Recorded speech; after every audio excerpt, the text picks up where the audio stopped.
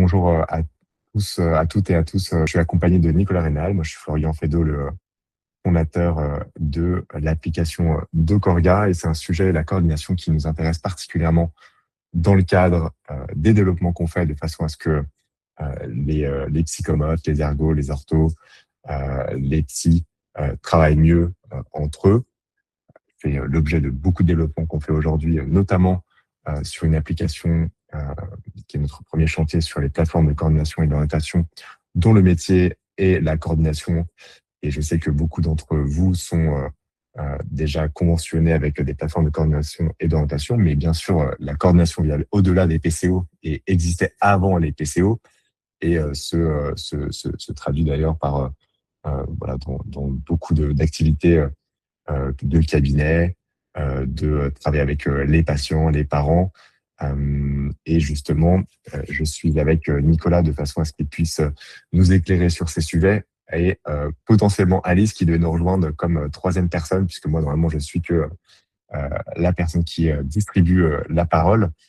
Et si elle a un contretemps, eh bien, de toute façon, Nicolas nous éclairera largement sur tous ces sujets. Nicolas, je te laisse te présenter.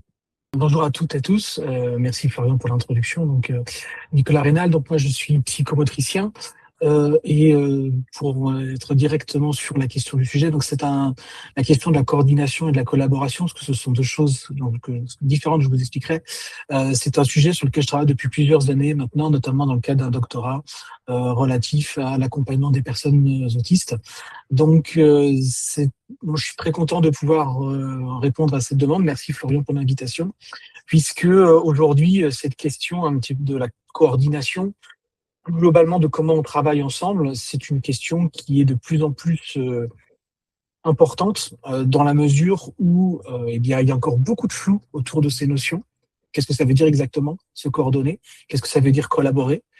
C'est un flou qui est d'autant plus nécessaire à lever que on sait aujourd'hui, la littérature explique ça de façon extrêmement claire, que plus on se coordonne et qu'on collabore bien, plus la qualité des soins est bonne. Donc, arriver à se coordonner, arriver à collaborer ensemble, c'est un facteur d'amélioration de la qualité des soins.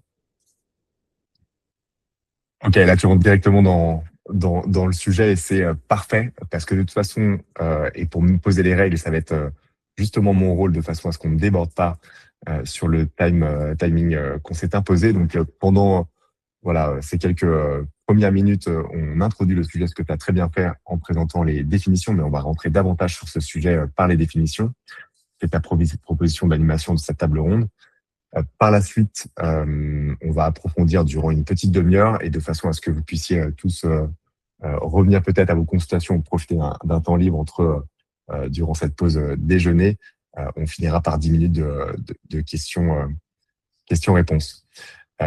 Quand on a fait ce premier point il y a quelques jours sur la table ronde, la thématique de la coordination, j'avais tout un tas d'idées sur ce sujet. Et c'est vrai que tu es rentré directement dans la matière en disant, mais en fait, on parle de coordination. En réalité, ce qu'il faudra qu'on fasse, c'est vraiment distinguer la collaboration de la coordination. Et vu que tu as travaillé énormément sur ces sujets, pour moi, ça m'a paru comme une évidence par la suite, lorsque tu as expliqué les termes, et tu les as très bien introduits. Pourquoi ce sujet, d'ailleurs, n'est pas tellement expliqué initialement dans les cursus de formation? Pourquoi il y a une confusion? Et finalement, après, je reprendrai la parole et on ira plutôt sur quelle confusion et quelles implications ça a, cette mauvaise définition, dans le travail quotidien des professionnels de santé. Pour répondre directement à ta première question, pourquoi est-ce que c'est pas dans les programmes? Parce que c'est pas prévu pour la plupart des formations aujourd'hui. C'est pas prévu dans les programmes. Il y a bien dans les référentiels d'autres professions comme les orthophonistes, les kinésithérapeutes, les ergothérapeutes. Il y a coopérer avec les autres acteurs. Simplement, ce sont des éléments où les gens se forment quasiment tout seuls. C'est-à-dire qu'il y a encore assez peu d'expérience sur le plan de la formation où on va mettre ensemble des psychomotriciens, des ergothérapeutes, des kinésithérapeutes et les faire travailler ensemble. Il y a des expérimentations qui existent, mais elles sont encore relativement réduites. Après, sur la question de la confusion, je pense qu'il faut la traiter tout de suite d'emblée pour qu'on comprenne bien de quoi il s'agit. parce que coordination et collaboration, ce sont vraiment deux choses qui sont différentes, mais complémentaires. La question de la coordination, ça a d'abord à voir avec la question de s'organiser, de planifier et d'anticiper. C'est quelque chose qui va plutôt répartir les tâches, organiser, structurer. Ça correspond en fait à ce qu'on appelle un management de type transactionnel, c'est-à-dire je te donne, tu me donnes, on organise, on se structure, etc. Donc une organisation finalement qui est très verticale. Donc la coordination, ça sert à organiser un système, à organiser une offre de soins de façon verticale. La collaboration, c'est très différent. La collaboration, c'est quelque chose qui a à voir avec la capacité des uns et des autres à se comprendre mutuellement, à enrichir mutuellement les pratiques en comprenant que ce que fait l'autre me sert à moi à avancer quelque part. Ça correspond beaucoup plus à ce qu'on appelle un management de type transformationnel où la qualité du travail, la collaboration va dépendre de ce qu'on appelle la compréhension commune et la capacité à pouvoir non pas simplement se répartir des tâches, mais savoir comment l'activité de l'un a des répercussions sur l'activité de l'autre et réciproquement. Là, pour le coup, on est dans une forme d'organisation qui est très horizontale. Voilà. Et les deux sont strictement indispensables. On ne peut pas aujourd'hui correctement organiser des soins si d'une part on n'a pas un niveau de coordination, c'est ce que proposent notamment les PCO, mais si on a juste la coordination sans se préoccuper de la collaboration, on ne remplit qu'une moitié de la case. Donc il faut systématiquement qu'il y ait les deux. Il faut qu'on pense coordination, c'est-à-dire structuration, planification, répartition des tâches, mais il faut aussi qu'on pense collaboration en parallèle, c'est-à-dire compréhension commune, que fait l'autre, en quoi ce qu'il fait répond avec ce que moi je fais, etc. Grosso modo, on est vraiment dans la question de la coordination qui sécurise l'organisation. Coordonner, c'est sécuriser l'organisation. Coopérer, c'est lui permettre d'être innovante et d'individualiser le suivi des personnes. C'est très clair, c'est deux choses différentes. Coordonner, sécuriser l'accompagnement. Collaborer, innover et améliorer la qualité de l'accompagnement. Très bien, merci Nicolas pour cette précision sur les définitions des deux termes. On a Alice qui est arrivée. Donc, on va pouvoir faire une vraie table ronde. Je ne vais pas être que sur un. Voilà. Donc, moi, je vais faire de la coordination dans la table ronde et je vais vous inviter à collaborer de façon à ce que cette table ronde soit la plus interactive possible et dans l'écoute de l'un et de l'autre. J'ai bien compris. C'est bon, Nicolas, j'ai bien compris?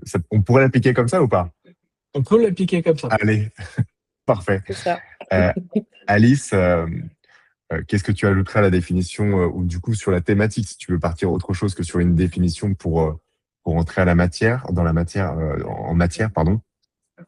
Bah, pour moi, c'est à peu près ce qu'a dit Nicolas, c'est que coordonner, c'est effectivement, c'est pas notre rôle à nous en tant que psychomotriciens. Alors parfois, on y est forcé parce qu'on n'a pas le choix, parce qu'il manque des acteurs, mais c'est pas notre rôle. Nous, notre rôle, c'est vraiment de collaborer avec les autres acteurs de soins et après d'être dans d'éviter les glissements autour des prises en charge, par exemple.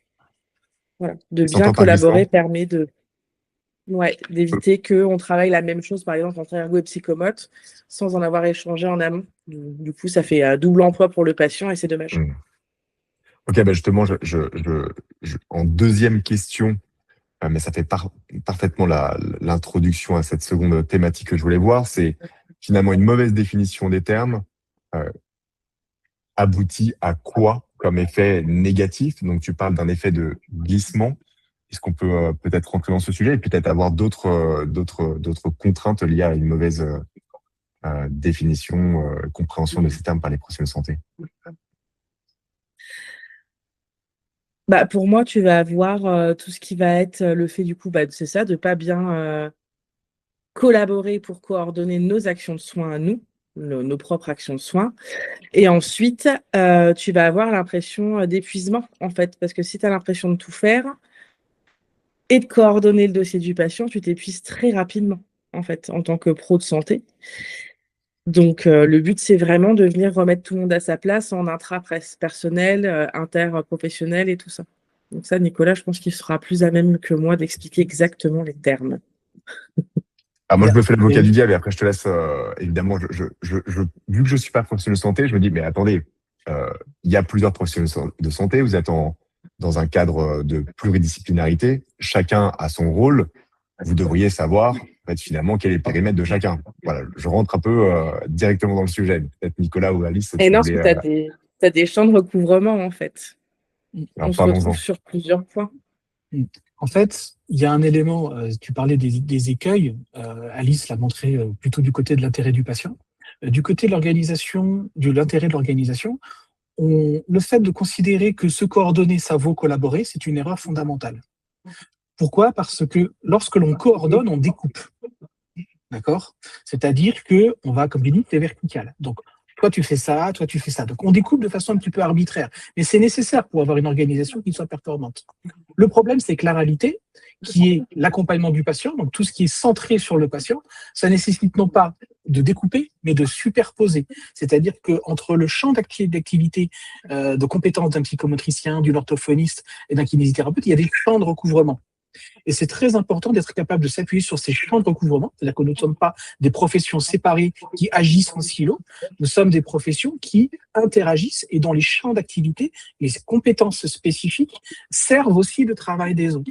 Si ce travail-là, d'une part, d'identification de quels sont nos champs de recouvrement, au sens large comme au sens individuel, c'est-à-dire à l'échelle du pays ou à l'échelle simplement d'une équipe. Si ce travail-là n'est pas fait et qu'on reste simplement dans le champ de la coordination qui fait quoi, à ce moment-là, c'est le terreau pour des conflits interindividuels. Tu fais ça, moi pas. Tu prends mon travail, tu prends... Non. Là, vous voyez, donc ça, c'est l'écueil d'imaginer que coordination vaut collaboration. Le fait de pouvoir rentrer dans une dynamique de collaboration, de se mettre autour de la table et de dire non pas qui fait quoi, mais que faisons-nous ensemble. C'est vraiment très, très différent. C'est pas qui fait quoi, c'est que faisons-nous ensemble. À ce moment-là, on va avoir la possibilité de remettre en question comment on s'organise, qu'est-ce qu'on fait, d'imaginer des solutions qui vont s'appuyer sur les champs de compétences respectifs des uns et des autres, identifier quels sont les champs de recouvrement utiles. Et ensuite, derrière, on va pouvoir, de cette façon-là, ajuster l'accompagnement de chaque individu en fonction de ses caractéristiques et de ses besoins. C'est véritablement par le biais de la collaboration qu'on va pouvoir mobiliser l'ensemble du groupe pour qu'il fasse équipe autour du patient. Et je termine juste sur une chose qui est importante et qui a été notamment soulignée dernièrement avec la publication des recos de la HAS sur le TSA en février. Les parents, les familles sont des collaborateurs.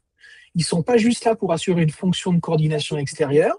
Ils ne sont pas juste là en tant que spectateurs. Ils ont aussi une fonction. Ils sont dans la collaboration avec les autres professionnels. Ça, c'est important. Donc, considérer que les familles, d'une façon générale, eh bien, elles font partie de l'équipe. Il faut les considérer comme partie prenante de l'équipe qui est centrée sur l'intérêt du patient.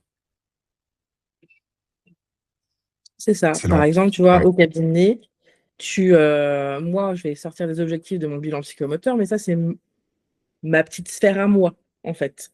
Après, du coup, je vais aller voir si orthophoniste, si on peut recouper pour voir comment on peut faire ensemble, mais je vais aussi appeler la maîtresse et voir avec les parents quel objectif est primordial pour eux. C'est pas moi qui choisis toute seule. On se met tous ensemble autour du patient, donc de l'enfant, moi dans mon cas, pour pouvoir avancer dans son sens. Et du coup, que tout le monde sache qui amène quelle pierre pour monter la pyramide globale, ça permet de bien s'entraider en fait et d'avancer tous dans le même sens. C'est très clair. Est-ce que une bonne collaboration peut exister sans outils de coordination? Je m'explique. Outils, c'est même un rôle ou des rôles qui sont définis. Reprenons dans le cadre des plateformes de coordination et d'orientation, mais il en existe plein et ça se traduit par différentes manières. On va dire qu'il y a une structure, il y a quelque chose qui vient faire ce rôle de découpage et qui vient organiser via un processus déjà bien fixé des réunions, une pause de diagnostic. Donc, il y a, dans le cadre du libéral, une coordination qui est faite par un outil extérieur. Quand ça n'existe pas, ça, qui doit le faire et qui vient organiser ces moments d'échange et qui, d'ailleurs, distribue les rôles? Le coordinateur ultime, c'est le médecin. Normalement, dans ce parcours de soins, c'est effectivement le médecin qui, effectivement... Après, il faut repartir d'une chose qui est très, très simple, qui est une règle de base en physiologie. La fonction crée l'organe. À partir du moment où on a besoin de cette fonction de collaboration, il y a forcément quelque chose qui doit se mettre en place. Si on est dans quelque chose qui n'est pas bordé et préalablement structuré, eh bien naturellement, il y a une personne qui va être ou s'auto-désignée ou désignée d'office comme étant en charge, notamment de la partie de coordination. Souvent, ce sont les familles. Et pour les familles qui ont besoin d'un accompagnement spécifique, c'est-à-dire qu'elles ne disposent pas des moyens matériels, temporels, humains pour pouvoir faire ce travail de coordination, elles vont s'appuyer sur un professionnel. Donc ça, c'est un petit peu quand on le fait, on va dire, sans organisation préalable. Lorsqu'on fait une organisation préalable, quand on y réfléchit auparavant, évidemment, il va y avoir besoin de supports de communication, des supports de traçage, des supports de stockage de données qui vont en grande partie permettre justement que cette collaboration, cette fonction de collaboration soit appuyée sur des organes qui sont généralement aujourd'hui des outils numériques qui vont permettre justement de faire ce travail de communication, de stockage et de traçabilité des actions. Parce que, évidemment, nous avons surtout quand on est en libéral des actions qui sont en différé. C'est-à-dire que nous ne sommes pas dans une même unité de temps et d'espace. Moi, je travaille le mercredi de 9 à 12 avec Arthur. Arthur voit l'orthophoniste le vendredi de 15h à 16h. Je dis n'importe quoi. On n'est pas dans la même unité de temps et d'espace. Donc, il faut bien qu'on ait quelque chose qui nous permette de fonctionner ensemble. Et pas juste de se dire que toi, c'est mercredi, moi, c'est le vendredi. Si on dit que simplement toi, c'est le vendredi, moi, c'est le mercredi, toi, c'est le vendredi, c'est sûr qu'on se coordonne. Mais ça ne va pas nous aider à travailler ensemble. Ok, très clair. Alors sur la partie outillage, ça me parle exactement, puisque c'est exactement ce sur quoi on travaille chez Docorga, et notamment pour les PCO, mais ensuite sur les outils de coordination pour les professionnels et aussi d'outils de collaboration. Le côté asynchrone, je pense pas à beaucoup de professionnels qui sont aujourd'hui ici à la table ronde. Ensuite, sur cet élément moteur qui, au-delà de l'outillage, va prendre les devants pour justement faire en sorte que il y ait de la discussion. On parlait du médecin. J'ai compris que c'est pas forcément toujours le cas. Ça peut être du coup les familles qui peuvent faire un peu tenir ce rôle-là, qui, lorsque finalement personne prend cette place, qui doit le faire? Est-ce que c'est des professionnels, le psychomote, l'ergo-ortho, etc., qui finalement prennent ce rôle-là en fonction de leur affinité avec cette tâche-là? Comment ça se passe et comment ça devrait se passer? Moi, c'est un rôle que j'ai pu prendre, mais dans lequel je ne suis pas à l'aise parce que je trouve que c'est pas ma place. Voilà. Ça questionne en fait une fonction qui est aujourd'hui bien identifiée, ce qu'on appelle un case manager, un gestionnaire de cas, qui est censé prendre une place bien particulière auprès de la famille et auprès des professionnels pour justement assurer la fonction de coordination et faciliter la coopération entre les acteurs. Le problème, c'est que cette fonction de gestionnaire de cas, aujourd'hui, elle est très peu développée. En tout cas, elle n'est pas développée sur le plan réglementaire. À l'intérieur des PCO, aujourd'hui, vous avez des coordinateurs, mais vous n'avez pas vraiment de gestionnaire de cas. Et donc, qui va endosser la notion de gestion de cas? Très souvent, ce sont les familles, parce que par nécessité, il faut le faire. Et comme je le disais, lorsque les familles ne sont pas en capacité de le faire, eh bien, il y a une bonne âme qui va se dévouer, se porter volontaire d'office. Il y a juste un point sur lequel je voudrais insister, quitte à paraître un petit peu matérialiste.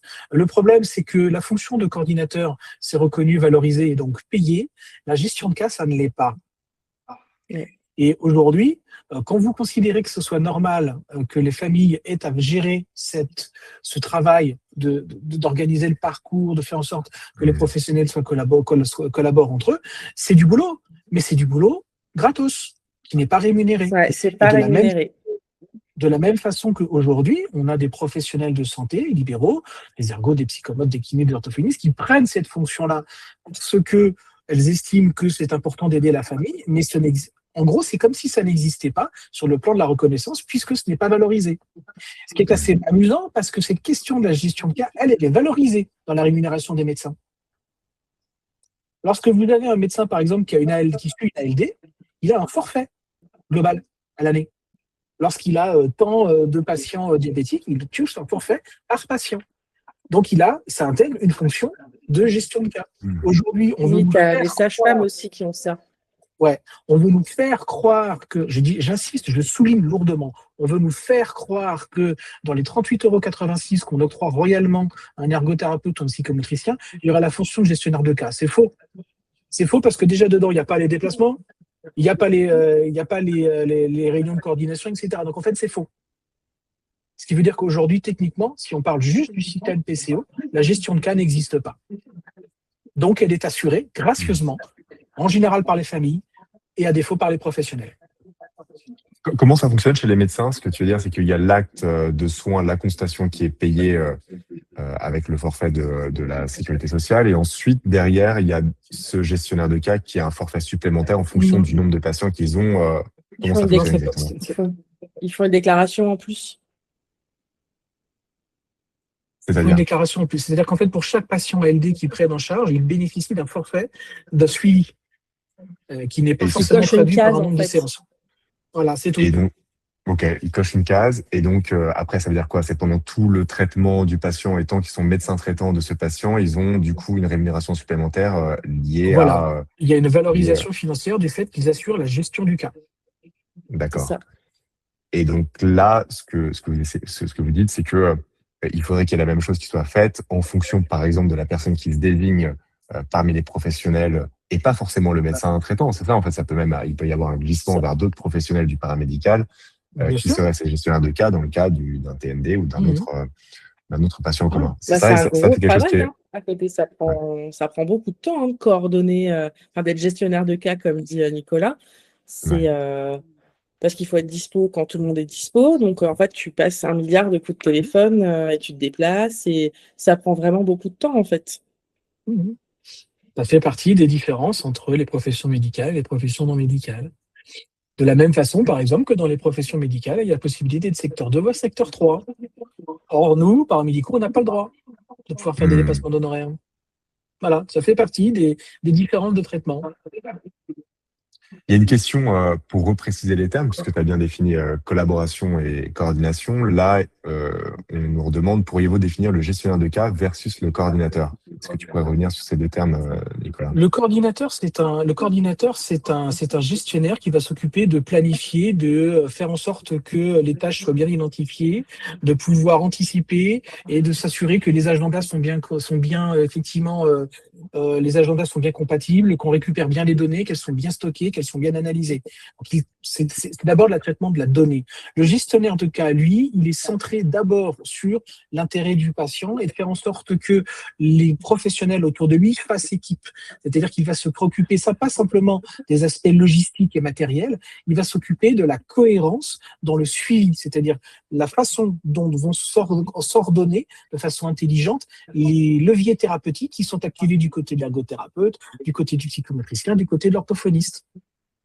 Donc, en gros, si vous voulez, on va être du côté de la coordination, on est plus sur un aspect managérial, technique, logistique, et du côté du gestionnaire de cas, on va être beaucoup plus sur l'organisation de l'équipe autour de l'intérêt du patient. Comment ça se matérialise? Ça va être ça veut pas dire qu'une même personne ne puisse pas endosser ces deux fonctions. Simplement, aujourd'hui, on vit dans le fantasme que celui qui occupe la fonction de coordinateur fait la fonction de collaboration, ce qui n'est pas vrai. Ouais. Et donc, ça va être des points entre professionnels, ça va être des points avec professionnels et patients, ça va être des rapports complémentaires. Comment ça va se matérialiser tout ça? La gestion de cas, ça va être d'abord le fait d'avoir des échanges réguliers avec la famille pour recueillir son ressenti sur comment ça se passe, d'avoir des échanges, de faciliter des échanges entre les professionnels, c'est-à-dire de planifier des réunions, etc., de pouvoir avoir des échanges, soit en duel, soit en tripartite, soit en quadripartite ou quoi que ce soit, et d'avoir un œil effectivement sur l'ensemble des évolutions dans les secteurs de l'orthophonie, du psychomote, de l'ergo, et de voir que tout ça correspond à un ensemble cohérent et que la progression de l'enfant trouve à la fois chez l'orthophoniste, chez le psychomote, chez l'ergo, chez le kiné, trouve cette cohérence-là. Il faut que ça progresse de partout. C'est beaucoup plus proche de l'humain, en fait, si vous voulez. Ça ne veut pas dire qu'il y en a un qui est mauvais et l'autre qui est nul. Hein. C'est pas ça. Ça ne veut pas dire que c'est pas bien de coordonner ou que c'est méchant de coordonner et que c'est gentil de collaborer. Les deux, on a besoin des deux. On a véritablement besoin des deux. Le vrai problème aujourd'hui qu'on a, j'ai mis un avis qui est strictement personnel. Le vrai problème aujourd'hui qu'on a en France, c'est qu'on a mis coordination, une plateforme de coordination, dispositif d'aide à la coordination, et donc tout va très bien. Il n'y a pas besoin de se préoccuper de la collaboration, ce qui est donc une erreur fondamentale. L'un favorise l'autre normalement. Ouais. Et l'un ne fonctionne pas sans l'autre. Il y a Evelyne qui dit, en très gros, coordinateur égale logistique et gestionnaire de cas égale clinique. En quelque sorte. Ouais, c'est en très gros, mais c'est ça. J'avais compris aussi, je trouve que c'est un bon résumé, même si effectivement on allait plus en profondeur sur tout ça. Et justement, il y a dans le travail qu'on fait et des réunions auxquelles on a pu assister dans les PCO, il y a aussi un enjeu de la compréhension du suivi, du diagnostic, de l'explication de ce qui se passe auprès de la famille et des patients. Est-ce qu'il y a aussi ce rôle-là qui doit être dans le gestionnaire de cas, ou est-ce que finalement ça s'est divisé entre chaque professionnel? Pour moi, le gestionnaire de cas, il en fait partie en tout cas. Il doit faire l'état des lieux de là où en est la personne et sur tout côté pluridisciplinaire et pluridimensionnel, et du coup dire un peu où ça en est et ce qu'il en est. Après, c'est pareil. Est-ce qu'il a les compétences et les connaissances pour tout expliquer?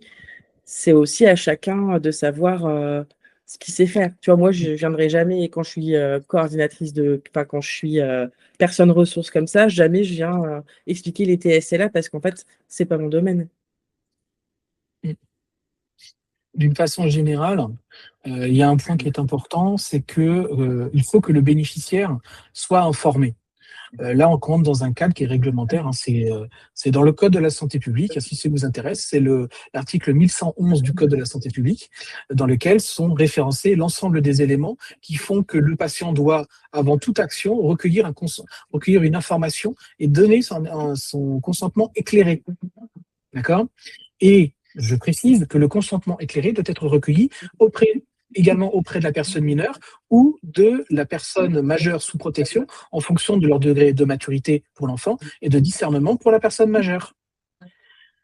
Donc, le travail du gestionnaire de cas, c'est bien de faire en sorte, non pas simplement que les professionnels se comprennent entre eux, mais c'est de faire en sorte aussi que la famille est partie prenante de l'accompagnement et du parcours, parce qu'elle en est actrice. Elle ne peut en être actrice que parce qu'elle comprend ce qu'on propose. Et pourquoi on fait ceci ou on fait cela? Pourquoi est-ce qu'on envoie chez le psychologue? Pourquoi est-ce qu'on envoie chez l'orthophoniste? Si les parents ne comprennent pas ça, si ça ne leur est pas expliqué, et si c'est pas expliqué non plus à l'usager lui-même, à l'enfant ou à la personne, eh bien, on fait un moins bon travail. Ça, c'est quelque chose qui a été démontré en littérature, hein, très clairement. On fait un moins bon travail et du coup, pareil, le patient s'investit beaucoup moins. S'il sait pourquoi il vient, à quelle finalité et quel but il est là, il s'investit d'autant plus. Tu vois, c'est tout le principe de mettre en place des objectifs. Il faut que ton patient puisse aussi collaborer avec toi. Parce que si tu lui fais faire telle ou telle chose, mais qu'il ne sait pas à quel but ça va lui servir, il va le faire, ok. Si c'est pourquoi ça va lui servir, déjà, il va s'investir 2 fois plus. Et la famille aussi, donc tu gagnes. Et là, tout le monde est acteur. On ne vient pas juste consommer. Ouais. Sans vouloir faire un mauvais jeu de mots, derrière la collaboration, il y a la co-élaboration du projet de soins. Ouais. C'est-à-dire que lorsque l'on va déterminer qu'est-ce qu'on doit faire et qu'est-ce qu'on doit prioriser, parce qu'on va pouvoir identifier chez des patients, on va pouvoir identifier beaucoup de besoins. Mais derrière les besoins, il y a des demandes. Et que parfois, la demande du patient ne correspond pas à 100% aux besoins qu'on a identifiés. Et donc, la façon dont on va organiser le parcours, et là, c'est vraiment le travail du gestionnaire de cas, la façon dont on va organiser le parcours, ça va dépendre de la demande de la personne. Parce qu'elle va peut-être avoir besoin de prioriser un certain nombre de choses. Voilà. Et cela sans que l'on fasse preuve d'un quelconque jugement. Si je donne un exemple très simple, j'ai un enfant qui est TDAH, qui bouge beaucoup, qui a des difficultés de concentration, etc. Il présente une hyperactivité par ailleurs. La demande de la famille, c'est on est très très embêté dans notre vie sociale. Est-ce qu'on ne peut pas faire en sorte qu'il soit un petit peu moins bougeant ou quoi que ce soit? Ok, à côté, il a des besoins à l'école, il a des besoins de tout un tas de choses, mais la demande des familles, c'est, voilà, on est vraiment très embêté, il y a une vraie souffrance du côté de la vie sociale de la famille, et ben, il n'y a aucun problème à pouvoir dire, ok, votre priorité, c'est l'hyperactivité de votre gamin, on va d'abord travailler sur l'hyperactivité, ça ne veut pas dire qu'on va oublier les troubles d'inattention, on va les travailler en fond ou en second plan, mais on va d'abord essayer de répondre à votre demande. Donc, en fait, on va hiérarchiser. Et la hiérarchisation des objectifs de soins doit être impérativement basée sur la demande, pas sur l'identification des besoins. Et ça, vous voyez, typiquement, c'est un travail de gestionnaire de cas qui doit être plus proche de la famille. Normalement, en anamnèse, moi, je demande, tu vois, pourquoi ils viennent me voir, quelles sont les difficultés, qu'est-ce qu'ils attendent du bilan. Tu vois, je ne viens pas étaler mon bilan psychomote à la fin. Je viens répondre à leurs demandes et voir comment tu peux les aider par rapport à leurs demandes. C'est très clair. Justement, on parlait de l'école. Il y avait alors Delphine qui me disait souvent c'est grâce aux réunions à l'école que les professionnels réussissent à collaborer. C'est le seul moment de l'année où on peut se retrouver tous autour de la table.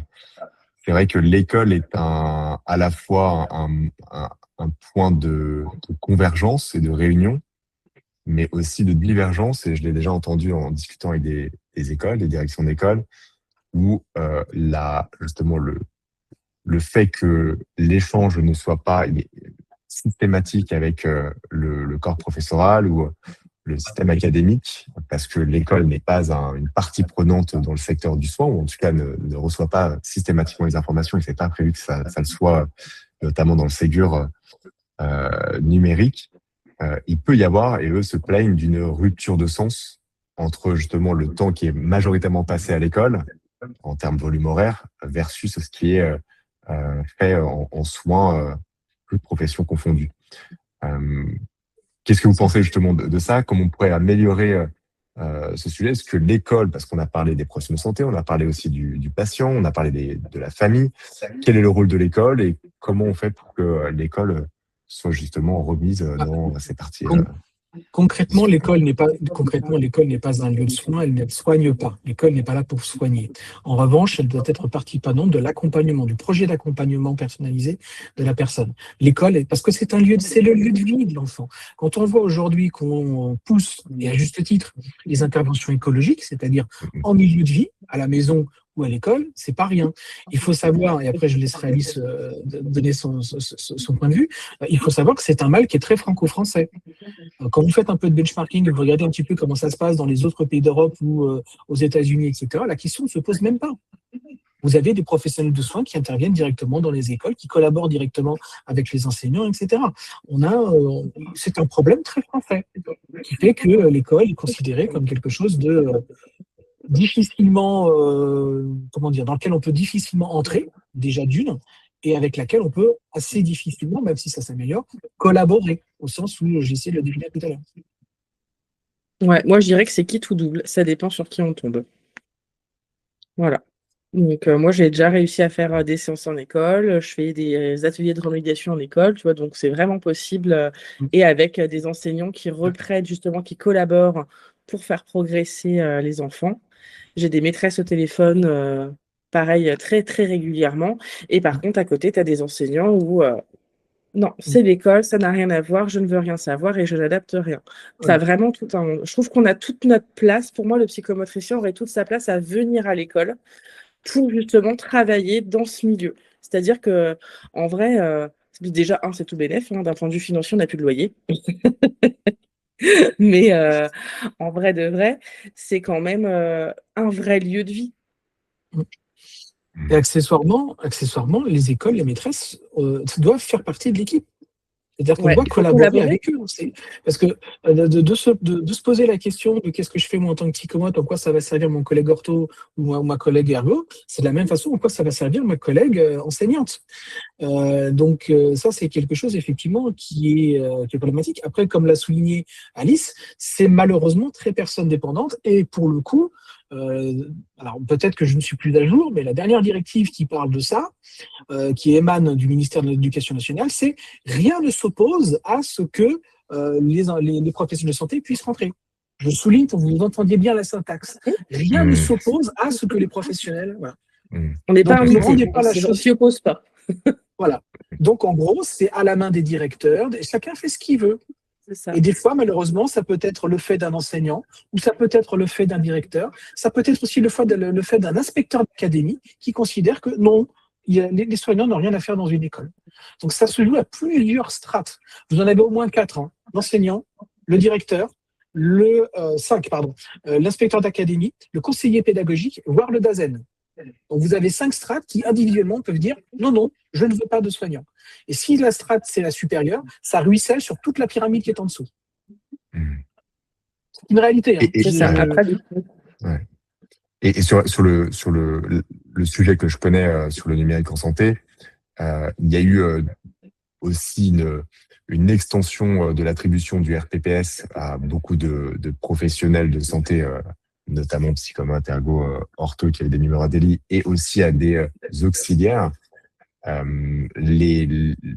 L'école n'a pas eu accès en fait à ce numéro RPPS qui ne lui donne pas accès à tous les outils d'échange, notamment la messagerie sécurisée, notamment mon espace santé. Donc là, dans les chantiers numériques, l'école n'est pas non plus un lieu ou une partie prenante qui est considérée comme pertinente. Comme tu dis, c'est pas un lieu de soins, mais plutôt un lieu d'enseignement, et donc n'auront pas en fait les outils pour recevoir l'information. La problématique à laquelle on se confronte là, c'est la question de la propriété des données, puisque les données de santé sont la propriété exclusive du patient ou de ses représentants légaux. Et donc, on peut parfaitement se retrouver dans une situation où, lorsque les familles sont proactives et ont envie, ça se passe très bien. Mais on a aussi des familles, et on est obligé de composer avec, qui ne veulent pas que ça communique. Alors, on peut se poser toutes les questions du monde sur pourquoi, comment, etc. Mais à la base, si on veut collaborer avec quelqu'un d'autre, il nous faut l'accord préalable et explicite de l'usager ou du tuteur, de la personne qui est en responsabilité de l'usager. Si on ne l'a pas, si moi, par exemple, je travaille avec Alice sur un même patient et que j'ai appris fortuitement qu'Alice voyait le même patient que moi et que je l'appelle sans avoir prévenu le parent, je suis en faute. Ça t'a disputé. Il appelle l'école pour pouvoir prendre de l'information sur un patient que je suis, sans en avoir prévenu les parents et en avoir obtenu l'autorisation explicite, je sollicite explicite, c'est-à-dire que vous devez recevoir un mail ou quoi que ce soit, vous devez le tracer. Si je n'ai pas reçu ça, je n'ai pas le droit de le faire. Je vous rappelle un point aussi qui est dans le cadre toujours du Code de la santé publique, c'est toujours aux professionnels de santé d'apporter la preuve que l'information a bien été diffusée. C'est pas le patient. Donc vous devez systématiquement, pour pouvoir vous prémunir sur le plan réglementaire, avoir à votre disposition un élément de traçabilité qui prouve que vous avez bien fait la demande, que vous avez bien diffusé l'information. Typiquement, moi, je fais signer à tout le monde une autorisation. Et en fait, ils me mettent oui pour l'école, oui pour l'ortho, oui ou non, d'ailleurs, ils ont le choix. Mais ils cochent. Et c'est dans leur dossier, et point. Qu'est-ce qu'elle inclut? Qu'est-ce qui est dit dans ton... Par exemple, je vais demander, est-ce que j'ai le droit de communiquer avec l'école? Oui, non.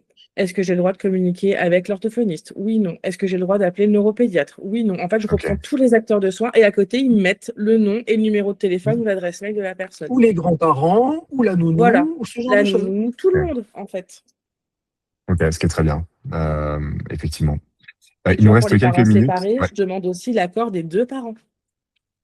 Ouais, il peut y avoir des histoires entre parents. On a pu aussi le voir sur les messageries sécurisés.